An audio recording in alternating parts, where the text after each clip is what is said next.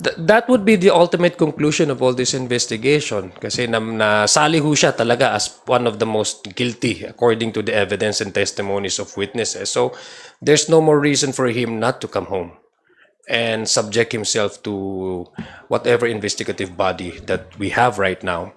And para mabigyan din siya ng pagkakataon na ma-defend sa kanyang sarili sa paraan na naaayon sa ating batas. Hindi yung mag-video ka lang somewhere in some portion in the globe tapos sasabihin mo that's the truth. So I guess it's a step forward. It's a positive step towards achieving the finality of this investigation, which is to file an actual charges para mag-move on na po tayo sa issue na ito at makasuhan na po yung dapat na makasuhan at madepensa nilang din po ang kanilang sarili sa litihimong paraan.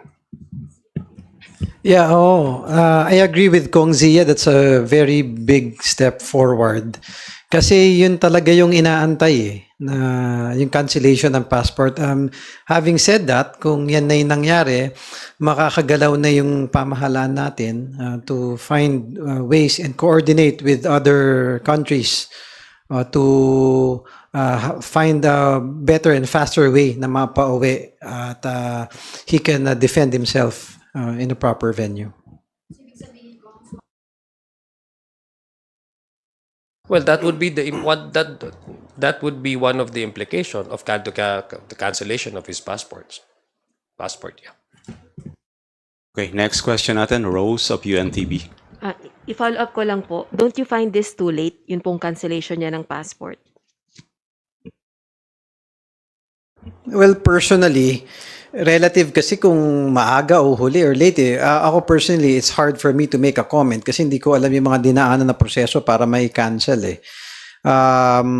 But nonetheless, na-cancel na so in a nutshell, kumbaga liliit na yung pwedeng galawan nung subject na na-cancel ng passport. So I think it's a big leap and step pa rin to the progress of what the president is doing.